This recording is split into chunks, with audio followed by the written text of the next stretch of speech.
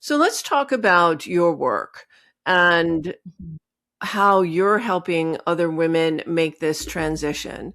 What is the biggest struggle that you're noticing when women are first making this transition? And do you work with men as well, or just women?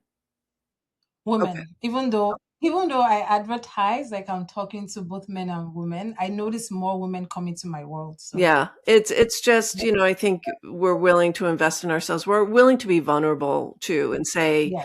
what we don't know and what it feels like. And I know from my own work that this is a huge identity transition. So what are you seeing with your clients, and how are you working with them through that transition? Because it's not easy. No, it's not. It's not. And the biggest thing is belief in themselves, because throughout their career they've had this umbrella of, the corporate world, the titles, the salary, it's constant. Even maybe the way to work, like the different frameworks and the rules to follow, even though ironically they don't like the rules, they feel restricted by those rules. But once they think about stepping out of under that umbrella, it's very, very scary. And a lot of the things that I hear all fall under this umbrella, which is lack of belief in themselves. Mm.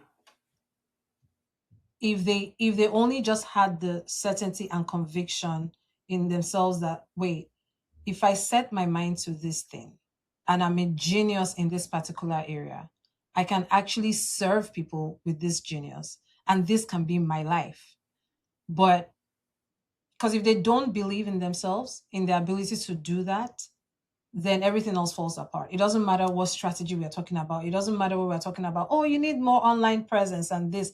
Everything always just keeps coming back to that same topic about belief in themselves. Yeah.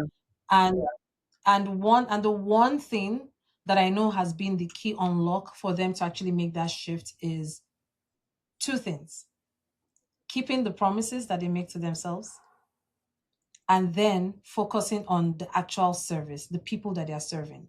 Because when you start keeping the promises that you make to yourself, even if it's as little as making your bed or sending that email when you said you were going to send it, you tell your brain and you tell yourself that, wow, I can count on me. And then that actually changes everything. Like, well, I can count on, I can actually do Hmm. this. And then the second part of focusing on the people you're actually trying to serve, it takes the focus away from you. Because honey, guess what? It was never really about you, right?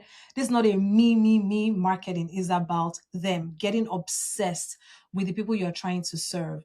And that takes away the noise of, oh, I don't know if my hair looks good, or no, I look a mess today, I don't want to post. It's like, no, if somebody really needs to hear what you need to say today, why do you care if your lipstick is off or you haven't done your brows? All these Yeah, things and that I think people want more true originality, right? So authenticity got a little polished last year, and we kind of got away from what is the real narrative here? What is it that we really need to say? And truthfully, when you're new to entrepreneurship, it requires bravery. You don't have proof. You have purpose, but you don't have proof until you put yourself out there. And I love that how you've, flipped the lens that it's all about them, it's not about you. Because if you do stand behind that, then all you have to do is write, speak, get on video if that's your jam. I'm of a mind where, even Gary Vee said long form content is where it's at in 2026. Mhm. Being able to describe the pain points, the journey, what your clients are truly feeling. One of my highest shared, commented impression posts ever was a post on LinkedIn about the secret shame that women feel when they make this Mhm. leap from corporate leadership to entrepreneurship, because you knew the rules of the game. You were successful, you had the title, you had the paycheck, you had the validation. And that's what's missing when you make this transition from 9 to 5. You're lacking that validation that you are somebody in this new role.